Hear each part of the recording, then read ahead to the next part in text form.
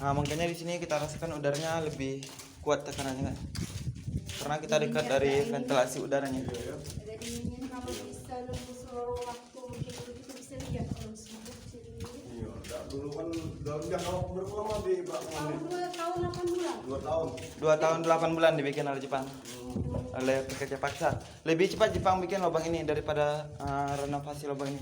Renovasi lubang ini hanya panjang 1 kilo 470 meter, itu lama renovasinya 2 tahun. Jepang membuat dari awal panjang total 5,5 kilo, itu 2 tahun 8 bulan. Jadi lebih cepat Jepang. Jadi banyak korban yang jatuh di sini ya. Kalau korban pastinya banyak. Di tahun 46 lubang ini ditemukan, itu ribuan mayat ditemukan di sepanjang perjalanan dahulu. Yang sekarang dikubur massal itu di pemakaman pahlawan tak dikenal. Jepang dulu. Oke, kita lewat di kiri. Kita ke kiri. Oh, betul. Ini konslet Kak. Kalau lampunya lagi perbaikan. Kayak kembali ke masa lalu gitu loh. Tahu ceritanya ya kan, daripada Ya, ini tanah aslinya, jadi semennya rontok. di darat. Oh, Ya. Oh, di belakang apa? Ya. Ini aslinya nih. ayo ke atas harus ahli itu. Oke, kita di sana lihat penjaranya. Oh, banyak bekas-bekasnya.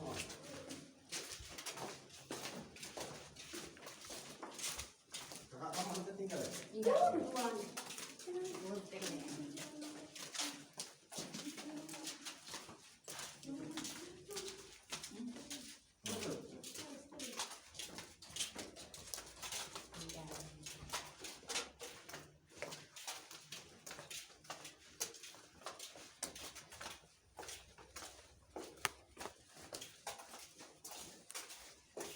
Jadi semenjak ini dibuat nggak ada yang sampai mengetahui dari ini Tidak. ya, tentara Indonesia belum ada ya. Tidak.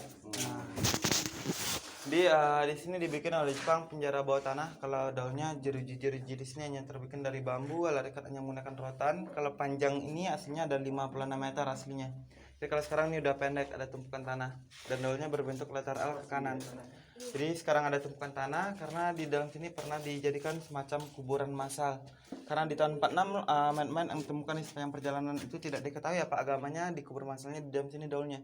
Dan dipindahkan ke pemakaman pahlawan terkenal di tahun 82 di waktu lubang ini dirintis jadi wisata. Yang di penjara di sini orang yang bekerja atau Yang masuk penjara kebanyakan itu yang sakit-sakitan, yang tidak sanggup bekerja, yang membangkang, itu mereka dipenjarakan. Dan yang sudah dipenjarakan itu dipastikan juga konon ceritanya mereka tidak dikasih makan lagi, tidak dikasih minum sampai mereka meninggal. Jadi perlahan meninggalnya. Siapapun yang meninggal di dalam sini, Romusa atau tentara Jepang, itu tidak dikubur, dia dieksekusi di dapur ini semua. Jadi kalau di tahun 46 lubang ini ditemukan ditemukan mayat, itu karena di waktu Jepang kalah atau kota mereka dibom atom, sebelum Jepang meninggalkan lubang ini, pekerja yang masih hidup itu dibunuh ya. Setelah dibunuh, tentara Jepang juga tidak kembali ke kampung asalnya, melainkan dia mati bunuh diri.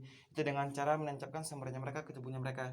Itu dikenal dengan harakiri, mati bunuh diri secara terhormat. di sini juga? Di mana dia berada, pokoknya di seberang jalan. Oke, kita lihat bentuk dapurnya di dalam sini. Kalau miniatur di dalam sini itu daunnya juga semacam ini miniaturnya, hanya bahannya yang sudah ditukar.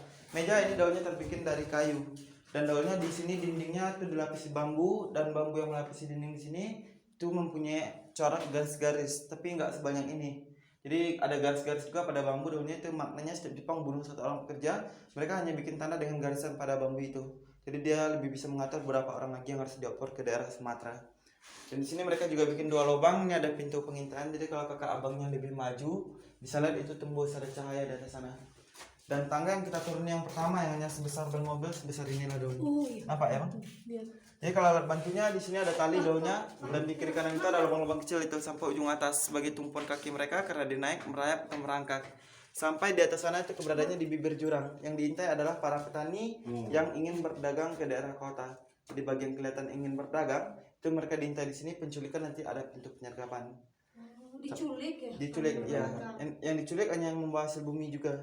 Kalau tidak membawa hasil bumi, mereka tidak diculik. Jadi fungsi dia culik itu sambil mengambil hasil bumi. Ya, kalau orangnya layak bekerja dia disidang, kalau tidak layak bekerja pasti dia musnahkan, tidak diperbiarkan hidup. Ini lubang yang di bawah, ini lubang pembuangan mayat yang kita lihat ini kecil, ini aslinya besar nih. Tinggi aslinya ada 1,40 meter. Dengan kedalaman 70 meter tembusnya di aliran Sungai Ngares Sianok. Diperkecil luarnya saja karena takut anak-anak masuk ke dalam. Ini kita fotoin bentuk di dalam. Tinggal lihat untuk pembuangan mayat. Ampun buang sini jangan buang. Innalillahi wa inna ilaihi rajiun, Bah. Macam itu bentuknya. Difotokan di situ, Dek. Kalau nggak pakai flash nggak nampak. Nih besar di dalamnya.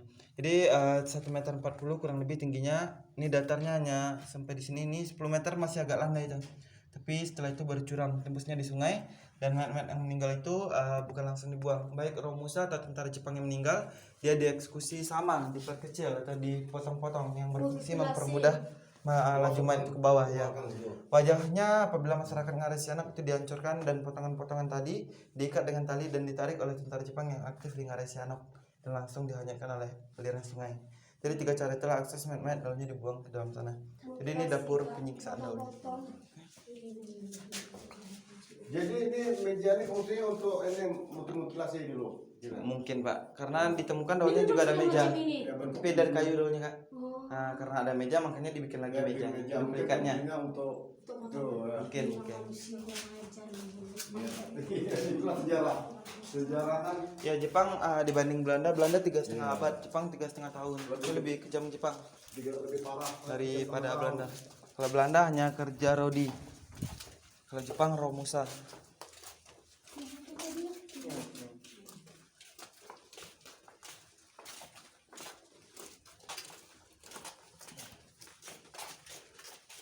sejarah kan. Ini yang tahu kita. Jalan ke Sal? Jalan Mbak. Jalan ya? Iya. Tapi tadi berhenti dia. Jadi ada 2 versi nih. Ya apa-apa nanti lambat. Nanti dimasukkan, Mbak. Kalau kita ingin nengok lagi bisa masukkan ke ini kan, ke kaset atau ke flash. Nah, di sini tanah lubang Jepang juga mengandung ada semacam kuarsa nih, yang kilat-kilat namanya pasir kuarsa, bahan campuran dari pembikinan kaca ini. Jadi satu-satunya lubang Jepang ini mempunyai rahasia yang tidak terungkap. Jadi kan saksi hidup di dalam sini tidak ada. Jadi sejarah lubang ini diungkap itu dari arsip Jepang yang ditemukan di dalam sini yang ditranslate oleh namanya Seiko Senkikan Kaka, pemimpin yang membuat lubang Jepang yang ada di Aceh yang terdapat di Lok Sumawe. Jadi yang tidak diketahui dari lubang Jepang ini adalah lubang Jepang yang mempunyai panjang 5,5 km. Ini hasil galian tanah ini di mana dibuang Jepang itu tidak terungkap sampai sekarangnya.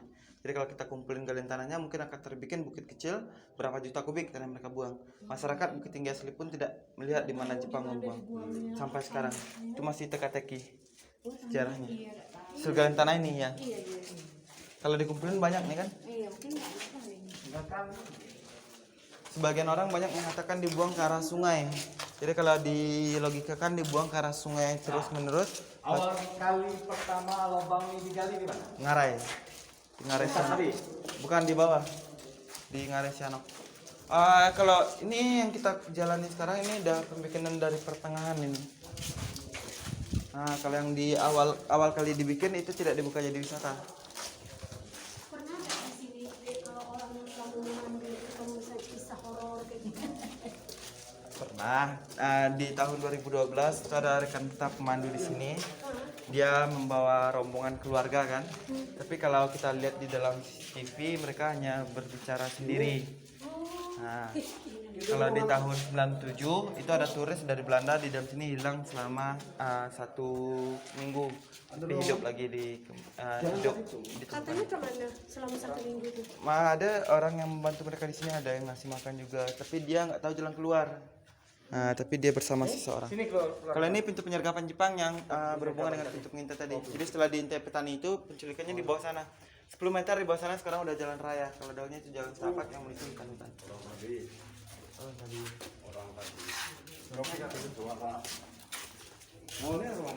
Ini saling terhubung. Ini barat ya, dia terhubung, dia connecting corridor. Kalau jumlah lorong di sini dengan panjang 5,5 km itu jumlah lorongnya ada 316 lorong. Jadi yang terakhir kali di lubang ini mana itu? Pembikinan terakhirnya di daerah Bentang Perdekok. Nggak dijadikan wisata. Bentang Perdekok di dekat jembatan Limpape, daerah Kampung Cino. Oh, jadi ruangan Itu lorongnya pembikinan terakhir. bagaimana? Ya, sekat-sekat ya. Sekat-sekat, Mbak. Ini kalau kita keliling benteng ini kita keliling kota Bukit Tinggi. Ya. Hampir sama ya. Ah ya. Kalau yang di Bentang Ferdekut itu di bawah jembatan Limpape posisi lubangnya.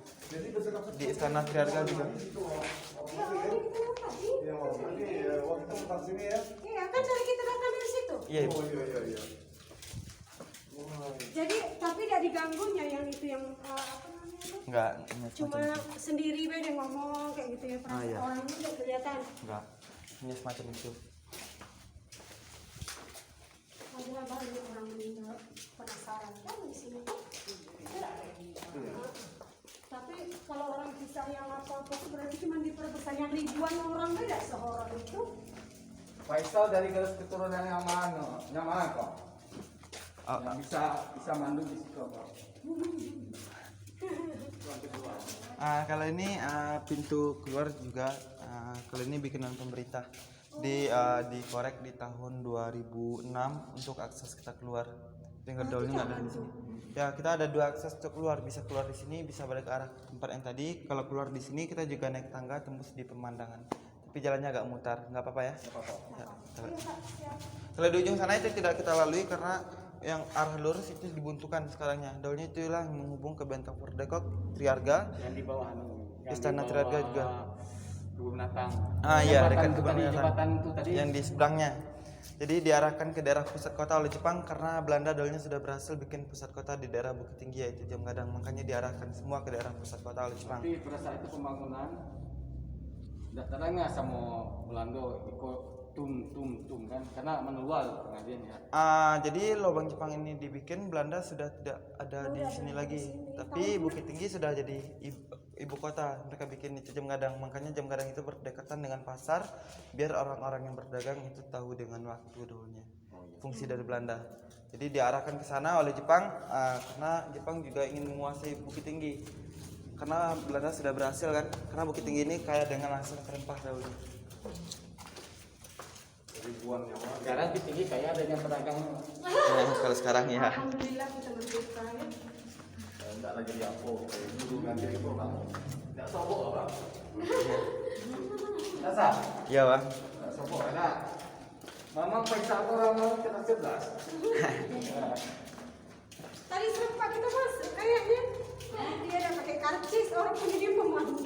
Nah ya, jadi kalau di sini kita pemandu itu ngumpulnya di loket itu. Kalau ada pengunjung masuk baru kita mengarahkan ke dalam. Faisal dulu yang alasan. Di SMK 2 jurusan pariwisata bang. Saya buka 2 jurusan pariwisata. Jadi PKL di Siko dulunya bang. Nah, Tamat sekolah. itu bisa dapat sejarah kok baca dari mana? Dari ada pelatihannya bang. Oh, ada pelatihannya. Pelatihan dari organisasi ya. Tapi bagus lah biar anak muda juga tahu kan kisahnya kayak gitu ya. Galak-galak nenek awak suka rumah bola kan semua. Orang Jawa kan? Nah, Iya bang.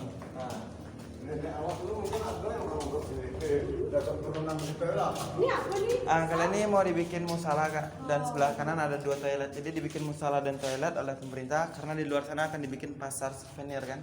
Di orang jualan bisa fungsikan. Tapi kalau untuk toilet ini mungkin dibatalkan dibikin karena kalau ada toilet nanti takutnya baunya masuk ke dalam. Jadi akan dipindah ke arah luar. Jadi sekarangnya renovasinya memang dihentikan keseluruhannya sementara sampai mungkin wabah COVID ini hilang nanti. Jadi mungkin nggak akan hilang-hilang. Mungkin Janganlah, nggak hilang. sampai dana COVID habis. yang habis baru hilang. Ya, cocok lah bilang sampai dana COVID. kan misalnya nyangka kan? Alhamdulillah. Ya ini kita tembus di Jalan Raya Ngarai sana. Jadi kalau ke bawah, ke bawah tuh. pernah lah ke abangnya orang sini. Ini ke Ngarai nih tembusnya. Bah, sini nggak bah? Hah? Sini bah. Mana arah?